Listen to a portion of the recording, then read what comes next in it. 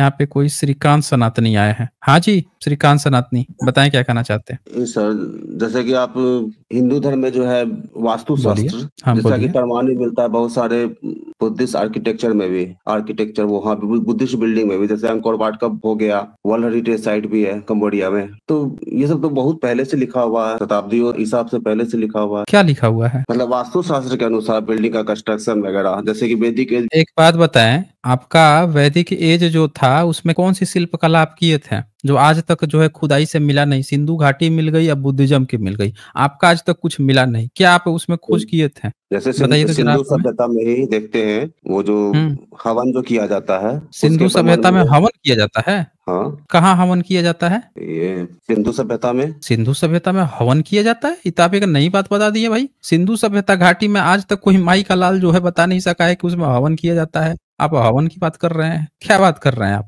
और जैसे ये कंबोडिया का जो सर टेम्पल है, जिस प्रकार वास्तु में हाँ, बताया गया है कि कंबोडिया स्क्वायर में का इस तरह टेम्पल जो है, कंबोडिया में कौन से लोग रहते हैं, किस धर्म के लोग रहते हैं? बुद्धिस्ट भी है, और कौन से लोग रहते हैं बुद्धिस्ट के अलावा? इस्लामिक और हिंदू। हिंदू रहते हैं कंबोडिया में? वो तो वहां का हिंदू सबसे और बड़ा टेम्पल कंबोडिया का कौन सा है? ये अंकोर वाट का टेम्पल। अंकोर वाट का टेम्पल है, ठीक है। तो जी। अंकोर वाट का टेम्पल है वहां का सबसे बड़ा जो है, ठीक है। तो जरा ये देखें तो, ये पढ़ें तो क्या लिखा हुआ है लेफ्ट साइड में। कि सर कुछ दाबेंगे बस फिर हट जाएगा लेफ्ट साइड में। द दाबना स्टेट नहीं है, रिलीजन ऑफ पढ़िए ना। The state religion of Cambodia is Theravada Buddhism. Theravada. Theravada Buddhism which is hmm which is practiced by the majority of the population. other religious practices civilization and ancestrism. क्या लिखा है? और practised, other religion practice in Cambodia include Islam, Christianity and animism. यहाँ कहीं भी Hinduism का नाम नहीं आया है, देख रहे हैं, बुद्धिज्म का नाम आया है। आप जो है, आप लोगों का आदत क्या है, बुद्धिस्ट की मूर्ति को दिखा के तुरंत आप जो है वो बोलने लगते हो, ठीक है। आप लेकिन ये सर देख लीजिए, the Theravada Buddhism tradition has been practice Cambodia 13th century. The wat and sangha are central to religious life. वहां जो अंकोर वाट है, वाट का मतलब ही होता है बुद्धिस्ट मोनेस्ट्री। दिख रहा है आपको? जी। नीचे पढ़िए तो क्या लिखा है, द वाट। वहां जो अंकोर वाट जो शब्द है ना, अंकोर के पीछे जो शब्द लगा हुआ है वाट, WAT, वाट का मतलब वहां होता है बुद्धिस्ट मोनेस्ट्री। क्या होता है? बुद्धिस्ट मोनेस्ट्री, वाट का मतलब बुद्धिस्ट। तो अंकोर वाट यानी अंकोर बुद्धिस्ट मोनेस्ट्री उसका एक्चुअल नाम है। और भारत में आप लोगों की आदत क्या पड़ गई है कि जहां आपको बुद्धिज्म के अवलोकितेश्वर बुद्ध दिखे, जहां बुद्धिज्म के लोकेश्वर देखें, लोकनाथ बोधिसत्व दिखे, उनको देख के तुरंत ही पिताजी मिल गए, पिताजी मिल गए, विष्णु मिल गए, विष्णु मिल गए हैं, शिव मिल गए हैं, ब्रह्मा मिल गए, लगते हो कूदने यहाँ पे। भाई वहां पे आप वहां की शब्दावली समझे, बुद्धिस्ट जो है मेजोरिटी में है, उसके बाद से थोड़ा सा इस्लाम है, थोड़ा सा ईसाइयत है। फिर भी तो उसको हिंदू बुद्धिस्ट टेम्पल बोला जाता है कौन? ना, अंकोर वाट तो को। बुद्धिस्ट टेम्पल, अरे उसका नाम ही है अंकोर बुद्धिस्ट मोनेस्ट्री। हिंदू का कोई लेना देना नहीं उससे। लेना देना रहता, जनसंख्या है नहीं तो हिंदू का आसमान से टपक जाएगा वहां पे। फिर भी जैसे उसका स्ट्रक्चर है वास्तुशास्त्र के अनुसार बैठता है, जैसे वास्तु एक साइंस से जोड़ा गया वास्तुशास्त्र में, जैसे कि लिखा गया है कि ईशान कोण यानी ईस्ट और समुद्र पार करना लिखा गया है आपकी किताब में? नहीं, नहीं। कैसे गए थे अंकोर वाट? ज्ञान तो सर कहीं भी जा सकता है ना। जा सकता है ना, तो जरा आपके ज्ञान हम एक बार चेक कर लेते हैं, तभी तो पता चलेगा ना कितना ज्ञान है। आपके जो कहानीकार जो लोग हैं उनका एक बार हम लोग थोड़ा सा ज्ञान सब लोग देख लेते हैं। स्कंद का जन्म कैसे हुआ था? स्कंद पुराण वो नहीं पता। अरे विज्ञान देखिए, आपकी इतनी गजब की विज्ञान है ना कि वो विज्ञान देख के पूरा दुनिया जो है नतमस्तक हो जाएगा, कहेगा कि वाह इतना गजब का विज्ञान। तो ठीक है, ये देखिए, ये चैप्टर 2 है, ठीक है जी। और शिव महापुराण है, अध्याय 2 है। ये चल रहा है रुद्र संहिता कुमारखंड, और यहाँ पे देवता लोग पहुंच गए हैं। और जरा ये पढ़िए तो जरा, 1 नंबर 2 नंबर 3 4 नंबर श्लोक। लेफ्ट साइड में हिंदी लिखा हुआ है, राइट साइड में हिंदी लिखा है, लेफ्ट साइड में संस्कृत लिखा है। पढ़ के सुनाइए तो क्या लिखा है। ब्रह्मा जी बोले, देवताओं एवं विष्णु की स्तुति सुनकर भोग ज्ञान विशारद भगवान शंकर यद्यपि निष्काम है, तथापि उन्होंने भोग का परित्याग नहीं किया। फिर भी वे भक्त वत्सल शंकर दैत्य से प्रीत हुए, देवताओं के सभी घर के दरवाजे पर आए। हाँ, उस समय यहाँ क्या मतलब लिखा है, एक मिनट, ऊपर क्या लिखा है? भोग का परित्याग नहीं किए, यानी यहाँ पे लिखा हुआ है कि वो भोग कर रहे थे और क्योंकि ये लोग सारे देवता लोग पहुंच गए, दैत्य से परेशान थे, तारकासुर से, तो वो भोग कर रहे थे और ये सीधे सीधे उनके दरवाजे पर ये लोग सारे लोग पहुंच गए। अब आगे पढ़िए तो क्या लिखा है? उस समय मुझ ब्रह्मा तथा विष्णु के साथ देवगण भक्त वत्सल प्रभु शिव का दर्शन कर अत्यंत सुखी हुए। हम उन देवताओं का पूर्वोक्त वचन सुनकर दुखी आत्मा वाले भगवान शंकर ने उदयन शंकर उद्विग्न मन होकर उत्तर दिया। ठीक है, हाँ, उत्तर चलिए दिया, आगे पढ़िए। उत्तर दिया। ये 9 नंबर पढ़िए। जो होना था वह तो हो गया, अब जो उपस्थित है उसके विषय में सुनिए। मुझ शिव के स्खलित इस तेज को इस समय और धारण करेगा। कौन धारण करेगा? इसका क्या मतलब हुआ? इसका सर समझ में नहीं आ रहा है क्या मतलब है। तेज मतलब क्या होता है? तेज मतलब प्रकाश। अच्छा, इधर 9 नंबर संस्कृत पढ़िए तो क्या लिखा है संस्कृत में? 9 नंबर संस्कृत 9 के आगे क्या लिखा हुआ है? प्रकाशम तत्वात् में प्रसुतम श्रीरुतम। संस्कृत तो नहीं, उतना तो इसका अर्थ पता नहीं चलेगा सर हमको। बताइए प्रकाशम कहा? अरे आपको थोड़े कहा जा रहा है कि आप खुद से संस्कृत का श्लोक बनाइए। यहाँ लिखा हुआ है लेफ्ट साइड में संस्कृत में, गीता प्रेस गोरखपुर किताब है ना, पढ़िए ना। आप खुद से संस्कृत बना दिए। प्रकाशम कहाँ लिखा हुआ है? पढ़िए ना, यार लिखा हुआ है किताब में, शिव रेत अस्खलित लिखा हुआ है यहाँ पे। शिवरेत स्खलित वीर्य। हाँ, क्या मतलब हुआ इसका? इसका मतलब हो गया सीमेन स्पर्म। हाँ, तो आप कहाँ खुद से श्लोक बना दिए? आप तो बड़े संस्कृत के ज्ञानी लग रहे हैं भाई, खुद से ही श्लोक बना दिए हिंदी पढ़ के, प्रकाशतम है। अच्छा आगे पढ़िए तो, अब क्या कह रहे हैं वो? जिसे धारण करना हो वह धारण करे, इस प्रकार कहकर शंकर जी मौन हो गए। ठीक है। तब देवताओं से प्रेरणा प्राप्त अग्नि ने कपोत होकर अपने जांच से, किससे? जांच से अपने चचरी से, चचरी से, चांच से, क्या चोंच से।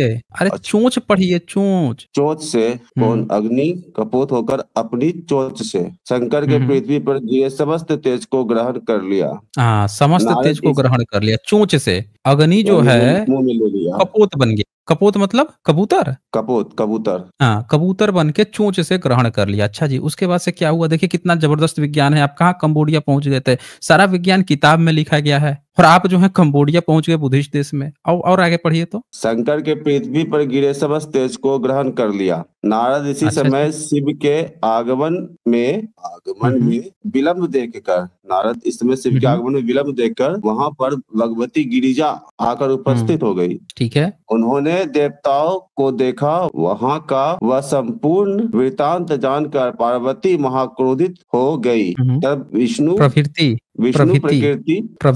सभी देवताओं से क्रोध में भरकर कहा, देवी बोली, हे देवगणों, तुम लोग बड़े दुष्ट हो। तुम हमेशा अपने स्वार्थ साधन में लगे रहते हो और अपने स्वार्थ साधन के निमित्त दूसरों के कष्ट देते हो।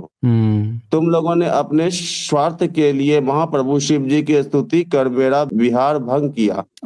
हे देवो, इस कारण मैं बच्चा हो गई। बच्चा हो गई कि वंध्या हो गई? वंध्या हो गई। देवताओं, मेरा विरोध करने से तुम देवताओं कभी सुख प्राप्त नहीं होगा और तुम दुष्ट देवताओं की इसी प्रकार महादुख प्राप्त होगा। काहे गुस्सा हो गई थी गिरिजा जी? कहे कि वो पति पत्नी के बीच में आ गई थी, आ गया था सब देवता। अच्छा, ये सब आ गए थे और तेज जो है गिर गया था, तो कबूतर बन के अग्नि चोंच से उठा लिया है ना? हाँ। अच्छा, इसके बाद से आगे क्या होता है? गुस्सा हो गई तो क्या कहती हैं वो? तुम दुष्ट देवताओं को इसी प्रकार महादुख प्राप्त होगा। हाँ, आगे क्या कहती हैं 17 नंबर में? ब्रह्मा जी बोले, इस प्रकार क्रोध से जलती हुई शैलपुत्री पार्वती देव विष्णु भूति सभी विष्णु देवगणों को श्राप दे दिया। को श्राप दे दिया। अच्छा जी, क्या श्राप दिया भाई? जरा हम लोग सुनाइए जरा, इतना विज्ञान है। हाँ बोलिए। आज से सब देवताओं की स्त्रियां बंध्या हो जाए। अच्छा। और मेरा विरोध करने वाले सभी देवगण सर्वदा दुख प्राप्त करे। मतलब क्या हुआ इसका? आपसे किसी भी देवी देवता को कोई बाल बच्चा नहीं होगा। अच्छा, और दुख, देवगण सर्वदा दुख प्राप्त करे, इसका क्या मतलब हुआ? देवगण जितना देवता है वो सब दुख प्राप्त करेंगे। दुख मतलब किस तरह का दुख? मतलब क्या ऐसा क्या हो जाएगा कि वो दुख प्राप्त करेंगे? पुत्र के विलाप में रहेगा कि पुत्र नहीं हो रहा है, चाहे नहीं संतान नहीं, नहीं ये होगा। मतलब नहीं हुआ, आगे पढ़िए तब समझ में आएगा वो किस दुख की बात कर रही हैं, आगे पढ़िए। इस प्रकार सर्वेश्वरी भगवती पार्वती ने विष्णु भूति देवगणों को साफ देकर क्रोधपूर्ण हो शिव के तेज का भक्षण करने वाले अग्नि से कहा, हे अच्छा। अग्नि, आज से तुम सर्वव्यापी होकर सदैव दुख प्राप्त करोगे। ठीक है, कैसा दुख प्राप्त करेगा ये भी, आगे पढ़िए तो। तुम्हें इसकी तुम्हें शिवाल का तुम्हें शिव तत्व का ज्ञान नहीं है। शिव तत्व का ज्ञान नहीं है, तुम देवगणों का कार्य करने वाले मूर्ख हो। अच्छा जी, पढ़िए हे ताकि। राठ, हे शव, हे राठ, सठ है। हे सठ, हे दुष्गणों महादुष्ट, तुम बड़े दुर्बुद्धि हो। तुमने जो शिव के तेज का भक्षण किया है यह अच्छा नहीं किया। हे मुने, अच्छा इस प्रकार अग्नि की शाप देकर अग्नि को शाप अत्यंत देकर नहीं, असंतुष्ट लिखा है। असंतुष्ट होकर भगवती पार्वती भगवान महेश्वर के साथ शीघ्रता पूर्वक अपने आवास में चली गई। अच्छा जी, ठीक है। हे मुनीश्वर, अब वहां वो जाकर तो वहां से, पार्वती ने अब वहां चली गई, ठीक है। अब यहाँ से पढ़िए, 25 नंबर पढ़िए। देवता अग्नि के मुख से भोजन बनाता है, भोजन करते हैं, देवता अग्नि ऐसा के मुख वेद से वचन भोजन है। करते हैं, ऐसा वेद का वचन है। अतः अग्नि के गर्भधारण करने से सभी देवता गर्भयुक्त हो गए। अब आप समझे, जो श्राप दी थी ना कि तुम सब देवता जो है दुख होगा तुम लोगों को, असल दुख ये था। समझ में आया क्या दुख मिलेगा उनको? सारे देवता जो है गर्भयुक्त हो गए, देवता ही गर्भयुक्त हो गए। पत्नी को तो बंध्या हो गई, श्राप दे दी थी वो। समझ रहे हैं मेरी बात को? हाँ, अब आगे जरा पढ़िए तो। शिव के तेज को सहन न करते हुए ये देवता पीड़ित हो गए। वही यही दशा विष्णु आदि देवताओं की भी हो गई, क्योंकि देवी पार्वती की आज्ञा से उसकी बुद्धि नष्ट हो गई थी। इसके बाद विष्णु भूति सभी देवता सहित शंकर शिव के वीर रूप अग्नि से जलते हुए उस शीघ्र पार्वती पति भगवान शंकर की शरण में गए। वे लोग शिव के गुरुद्वार पर जाकर हाथ जोड़कर स्तुति करने लगे। ठीक है, तो अब आप हमें बता दीजिए कि आपके किताबों में इतना जबरदस्त विज्ञान है, ठीक है, इतना जबरदस्त विज्ञान है, आप कह रहे हैं आपके किताब में कौन सा वास्तु शास्त्र है भाई, बता दीजिए। जहां पे इतना गजब गजब का विज्ञान लिखा हुआ है, कपोत आ रहा है, कबूतर आ रहा है, कुछ भी कर ले रहा है, और आप बोल रहे हैं कि आपके यहाँ विज्ञान है, वास्तु। आप बताइए कि आप उनकी कोई किताब पांडुलिपि मिली है मुस्लिम शासन से पहले, जिससे पता चले कि आप कोई वास्तु शास्त्र लिखते पढ़ते थे? हाँ जी। इसका नाम सुना था भीमबेटका का? भीमबेटका का नाम सुने हैं। अभी आप कहाँ वहां पहुंच रहे हैं? आप ये बताइए कि अभी प्रधानमंत्री योजना एक चलती है, घर घर शौचालय पहुंचाओ, नाम सुना है आपने? हाँ। क्या है घर घर शौचालय पहुंचाओ?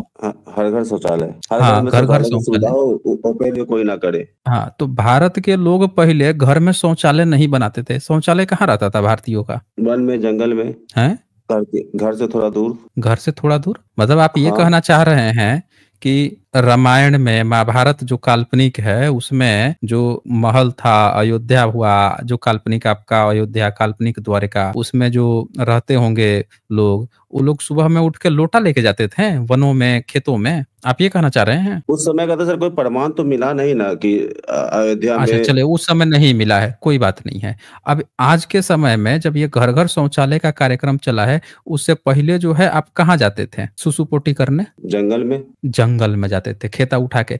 मान लीजिए महिलाओं को दोपहर में पेट वेट खराब हो गया, जाना होगा, तो दिन में लोटा लेके जाएंगी खेतों में? नहीं, वो लोग अंधेरे में ही चले जाते थे, फिर दिन में नहीं जाते थे। अंधेरे में जाते थे। किसी का पेट खराब हो गया, बार बार लग रहा है, तो दिन में कहाँ जाएंगे वो, बताइए? दिन में तो पेट खराब हो गया तो कुछ भी कर सकता है। हाँ, तो फिर महिला जाएंगी ना, मर्द तो चला जाएगा, महिला कहाँ जाएंगी? पहले तो सुनसान रहता था, आसपास का जंगल सुनसान रहता था, लोग दिन में भी तो जाता दिन में था। भी लोटा लेके चले जाएंगे, है ना? हाँ, दिन में भी चला जाता था सब। अच्छा, दिन में लोग चले जाते थे, महिलाएं भी। आबादी तो नहीं ये थी। बताइए कि ये सिस्टम अच्छा है कि दिन में महिलाएं जो है लोटा लेके चली जाएंगी खेतों में? ये तो सर उस समय भी था ना। किस समय? बुद्ध के पहले भी था, बुद्ध के समय भी नहीं था ना, यही तो चक्कर है। तो उस समय लोग कहाँ जाते थे? उस समय भी तो इतना घर वगैरह जैसे आज का रहता है अधिकांश, अब एक स्तूप बन गया पक्के का तो वो अलग बात हो गई, लेकिन घर वगैरह जो रहता था जनरल लोगों का, तो उसमें भी। ध्यान से सुनिए मेरी बात। जो बुद्धिस्ट मोनेस्ट्री होती थी, ठीक है, वहां पे सबूत मिले हैं और उनमें साफ साफ लिखा हुआ है कि वहां पे शौचालय भी मिले हैं बुद्धिस्ट मोनेस्ट्री में। इसी तरह से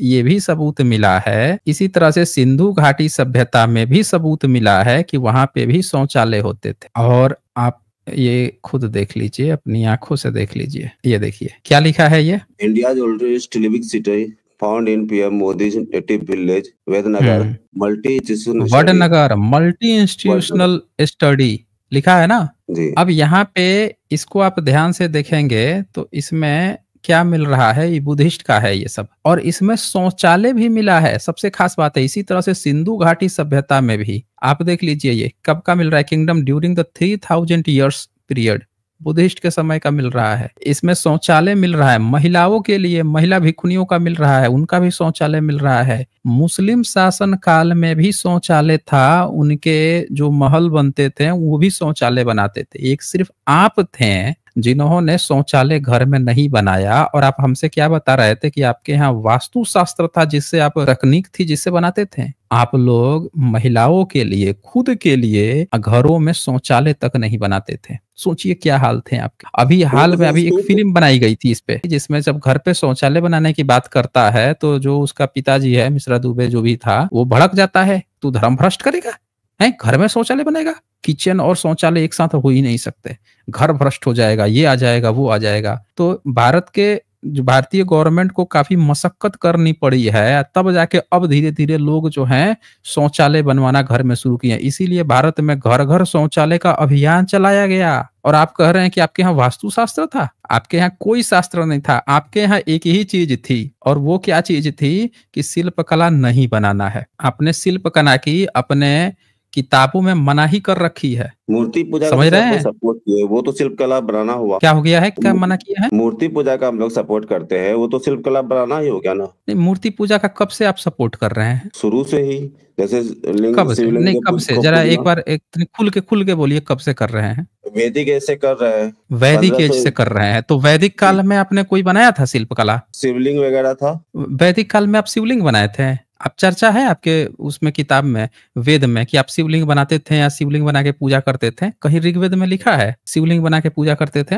बताइए। तो नहीं लिखा होगा। नहीं लिखा है, हम आपको दिखाते हैं। आपकी जो किताब, जो आपका सरिया है, मतलब जो आपका नियम कानून वाली किताब है, मनुस्मृति चैप्टर 3, इसका 64 और 65 श्लोक जरा पढ़िए तो क्या लिखा है? शिल्प कारीगरी, ब्याज का व्यवहार, ब्याज का व्यवहार केवल शूद्र स्त्री में, संतानोत्पत्ति, गाय बैल घोड़े और गाड़ी के व्यापार, खेत और राज सेवा से, तथा यज्ञ के अनधिकारी से यज्ञ कराने और यज्ञ के अनाधिकारी से यज्ञ कराने और वेदोक्त कर्मों में नास्तिक बुद्धि रखने से तथा वेदाध्ययन से च्युत हो जाने से कुल शीघ्र ही नष्ट हो जाता है। समझ में आया क्या बोलता है? हाँ, ये कह रहा है कि इसमें से कोई एक भी आप काम करेंगे तो आपका कुल खानदान शीघ्र ही नष्ट हो जाएगा, तुरंत खत्म हो जाएगा, धर्म भ्रष्ट हो जाएंगे आप। क्या? शिल्प कारीगरी। आप अगर शिल्प करेंगे, शिल्प मतलब समझ रहे हैं? वो मूर्ति बनाना, मंदिर बनाना, शिल्प कारीगरी करेंगे तो आपका कुल शीघ्र ही नष्ट हो जाएगा।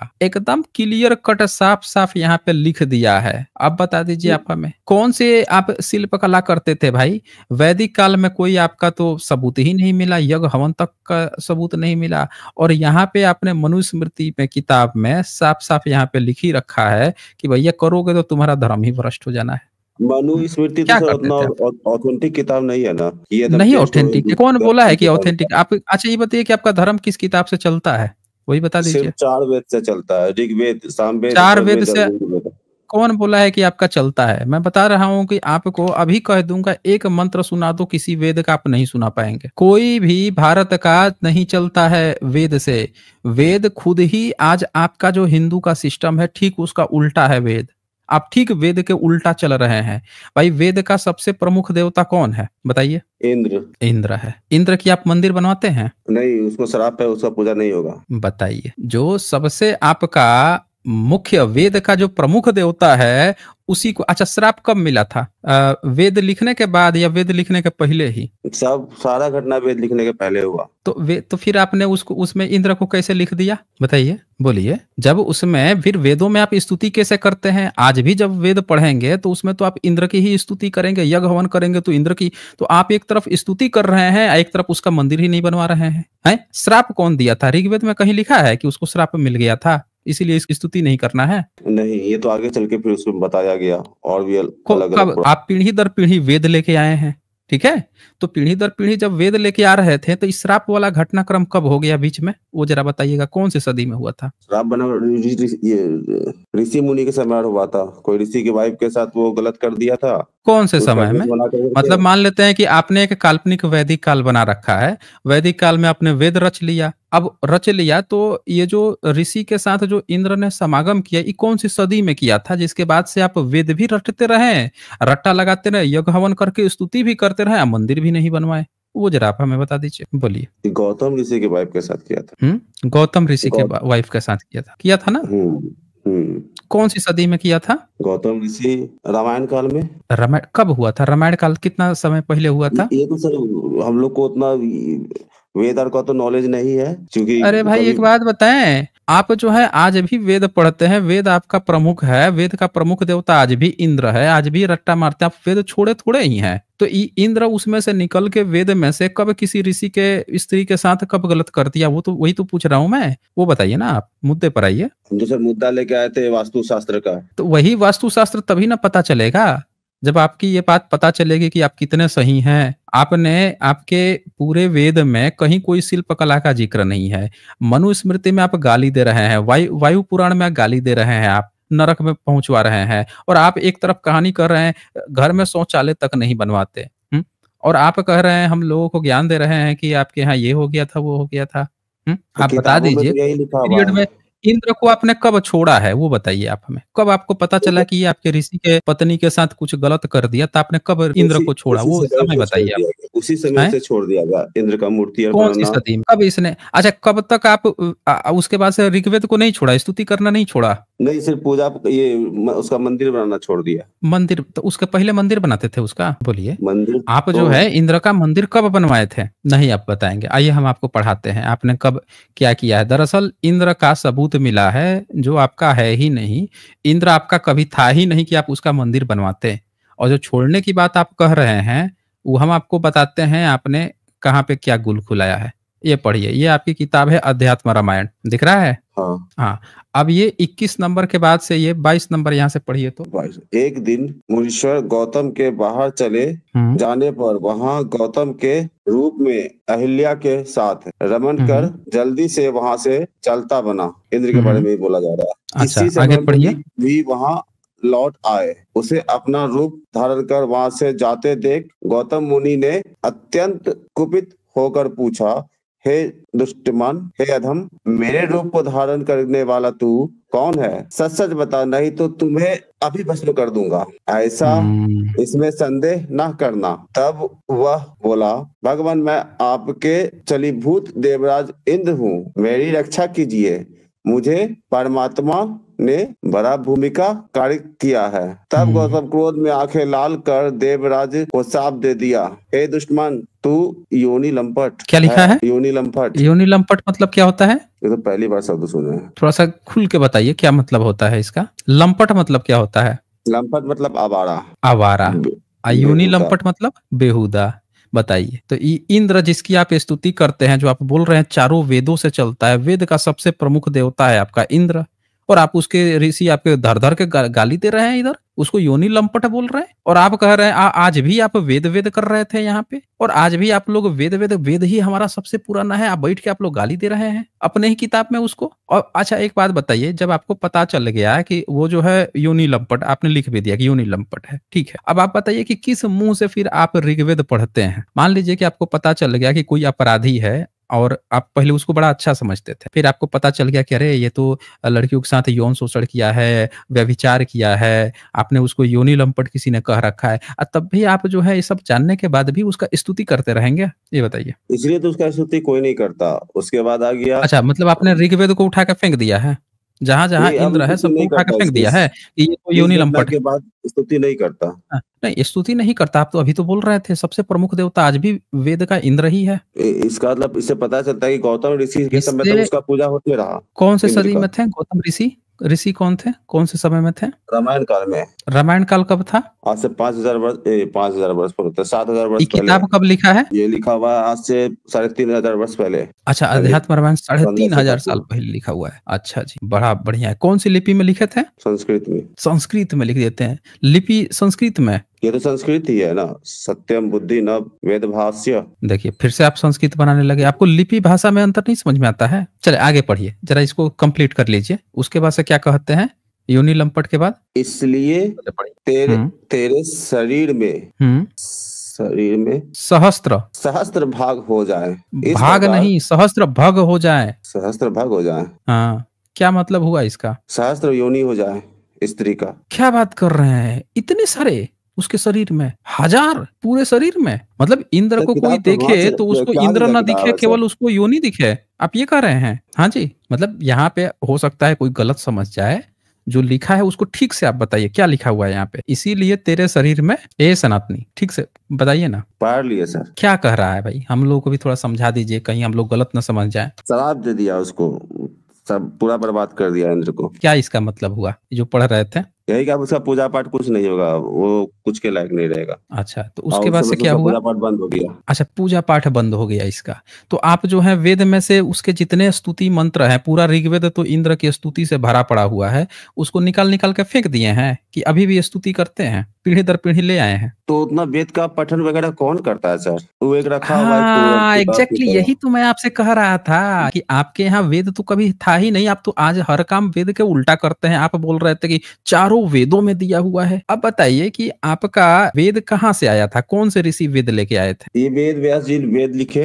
वेद व्यास जी 5000 साल पहले? नहीं, वेद पहले मौखिक रूप से है ना, हजारों वर्षों से, 20-25 हजार वर्षों से मौखिक रूप से एक दूसरे को दिया गया। अच्छा, मतलब आप ये कहना चाह रहे हैं कि जब भाषा नहीं थी, लिपि नहीं थी, तो तब लोग ऐसे वेद पढ़ते होंगे, ऐसे ऐसे, जैसे भाषा का तो डेवलप नहीं हुआ होगा, तो कुछ इस तरह से बोल बोल के लाते होंगे वेद। आप समझते हो ताली मारो वेद वेद वेद वेद, है ना भाई? 10-20 हजार 25 हजार आपको ज्ञात है उस समय कौन सी भाषा थी, कौन सी लिपि थी? कैसे बोलते होंगे? गुफाओं में रहते थे, जंगल में जीव को मार के खाते थे, ऐसे वेद पढ़ते थे।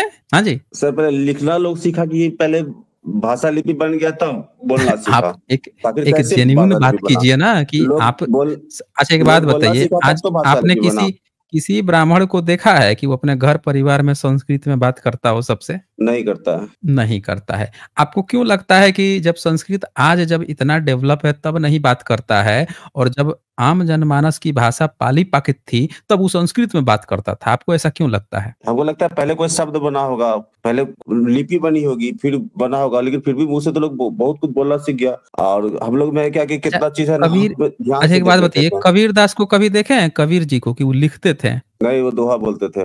दोहा बोलते थे। कौन सी भाषा में बोलते थे? आम जनमानस की या उर्दू फारसी में बोलते थे? वो कुछ ब्रिज भाषा कुछ ऐसे करके था, आम जनमानस के भाषा को रोमांच अति करके आम जनमानस की उनकी जो लोकल भाषा थी उसमें बोलते थे, तो उनके शिष्यों को आसानी से याद हो जाता, यही था ना? अब आप कह रहे हैं उनकी जो उस समय भाषा थी, उस समय बोली जाती थी ना। भारत के इतिहास में संस्कृत कब बोला गया है, जो आप जो है मौखिक पीढ़ी दर पीढ़ी ढो के लेके आते थे? किताबों में सर, जितना ग्रेसर का किताब वगैरह पढ़ते हैं उसमें वैदिक एज दिखाता है, तो झूठ दिखाता है। क्या वैदिक एज नहीं था ईसा से 1500 साल पहले? सबूत देना पड़ेगा ना। अब मैंने आपको ये दिखाया, यहाँ पे इतना ये श्राप मिल गया। अब आइए एक और आपके वेद खोल लेते हैं ना, उसका भी थोड़ा ज्ञान ले लेते हैं। बिना अगर आप वेद नहीं देखेंगे तो कैसे फिर पता चलेगा आपको कि अगर वैदिक एज था है, तो वो लोग तो कुछ ना कुछ तो ज्ञान दिए ही होंगे। तो जरा वो भी हम लोग देख लेते हैं। एक बार 7वां चैप्टर खोल लेते हैं वेद का, ऋग्वेद ओपन करते हैं। सर ऐसा करते हैं ना सर, पहले हम प्रूफ जमा कर लेते हैं, उसके बाद वही प्रूफ ही देख लेते हैं। ये 7वां मंडल है गंगा सहाय शर्मा का, और इसका श्लोक संख्या जो है 11 और 13 एक बार पढ़ के सुना देंगे। आपके विद्वान लोग कहते हैं कि ये जो 7वां मंडल है ऋग्वेद का, इसको वशिष्ठ ऋषि ने खुद रचना किया हुआ है जी, समझ रहे हैं? तो जरा एक बार सुनाइए तो 11 और 13 नंबर। हे वशिष्ठ, तुम मित्र व वरुण के पुत्र हो। हे ब्राह्मण। 2 बाप हैं यहाँ, क्या कहा जा रहा है? 2 पिता हैं। मतलब मित्र जो है वरुण, उसका मित्र है, मित्र वरुण के पुत्र हो। मित्र एक अलग देवता है, अब वरुण एक अलग देवता है, दोनों अलग अलग देवता है। ये आपको नहीं पता है? मित्र मतलब दोस्त है। अरे यही तो चक्कर है ना, मित्र एक देवता है, अब वरुण एक दूसरा देवता है। क्या लिखा है? मित्र व वरुण। मित्र वरुण का मित्र नहीं लिखा है, मित्र व वरुण। व मतलब समझते हैं, व मतलब तथा, और चाहे तथा, तो ये मित्र है, मित्र व वरुण दोनों। तो वशिष्ठ जी के पिताजी दो लोग थे, मित्र और वरुण थे, मतलब ये तो क्या वैदिक एज में ऐसा होता था क्या कि पिताजी लोग दो होते थे? नहीं, दो संभव ही नहीं है, नहीं संभव है। तो यही तो पीढ़ी दर पीढ़ी आप लेके आए हैं, और बताया जा रहा है कि वशिष्ठ जी ने खुद रचना की है। अच्छा आगे पढ़िए तो। ब्राह्मण तुम उर्वशी के मन से उत्पन्न हुए हो। अच्छा जी। उर्वशी को देखकर मित्र व वरुण हाँ। ऐसा करते सर, बाद में है ना पूरा सबूत जुटा करके आपसे बात करते हैं वैदिक पूरा सबूत दिखा के काहे रुक गए आप पढ़ने से? उसे छोटा छोटा अक्षर दिखता ही नहीं मोबाइल में। अच्छा, बाकी अच्छा दिख रहा था, अब वो छोटा दिख रहा है। ओके ओके ओके, बहुत दिक्कत कोई बात होता नहीं, कोई बात आपका नहीं, समय पढ़ने में। मैं समझ गया आपकी बात को, बहुत दिक्कत होता है। अब आप एक बात बताइए, आप जो है मौखिक रूप से यही सब लेके आते थे पीढ़ी दर पीढ़ी? सर इसमें डिटेल अध्ययन करके है ना, मैं अपने सिस्टम से जुड़ के बात करूंगा। आप जाइए, तो कोई बात नहीं, आप अपना टाइम ले लीजिए, जाइए और अच्छे से स्टडी करके आइए, और सोचिए कि पीढ़ी दर पीढ़ी आप उस किताब को लेकर आ रहे हैं जिसका प्रमुख देवता को आप खुद ही गाली दे रहे हैं बाद में, और आप ये सब बातें जिसको आप पढ़ नहीं पा रहे हैं, आप रुक जा रहे हैं, कह रहे हैं कि नहीं मैं पढ़ नहीं पाऊंगा, अब हमको छोटा दिखने लगा, क्योंकि यहाँ पे ऐसी बात लिखी हुई है जो हमको छोटा कर देगी पढ़ दूंगा तो आप जाइए इसको और अच्छे से पढ़ के आइए, फिर डिबेट करेंगे। ओके, तो आप दोस्तों देख लीजिए इन्होंने कितना झूठा प्रोपेगेंडा फैलाया है। कोई वैदिक युग था, अब 3500 साल से ये सब बातें ये लोग ढो के लेके आ रहे थे, कितनी झूठी बात है। ना भाषा है, ना लिपि है, ना स्वर है, कुछ भी नहीं है, झूठा एक गपोड़ है, ना कोई सबूत है, सारे सबूत बुद्धिज्म के हैं। एक झूठी कहानी, इनका कोई चीज था, सबूत मांगो, नहीं नहीं मौखिक लेके आते थे। तो वो वाला हाल हो गया कि एक चोर चोरी करके लाया, उससे पूछा गया कि भाई ये तो चोरी का माल है, ये तो तुम्हारा नहीं लग रहा है, तो कह रहा है नहीं नहीं नहीं हम मौखिक लाते थे, पिताजी हमारे हमको बताए थे। कहा तुम्हारे पिताजी बताए थे, सबूत दिखाओ। नहीं नहीं उनके भी पिताजी ने बताए थे। अच्छा तो उनका सबूत दिखाओ। नहीं नहीं उनके भी पिताजी ने। अबे किसी का तो सबूत दिखा। नहीं नहीं हम लोग के यहाँ सबूत नहीं होता है, हम बस कह देते थे कि वो खेत हमारा है, हमारे पिताजी हमसे कह देते वो खेत हमारा है, तो हमको सबूत दिखाने की जरूरत नहीं, बस वो हमारा है, हमको दे दो, बस हम ही रखेंगे, बस सबूत की जरूरत नहीं है भाई। तो ये इस तरह से इन लोगों का झूठा बहानेबाजी चलती है। अब वही बुद्धिज्म का सारे सबूत अवेलेबल है, कब्जा करके बैठे हैं जैसे महाबोधि महाविहार।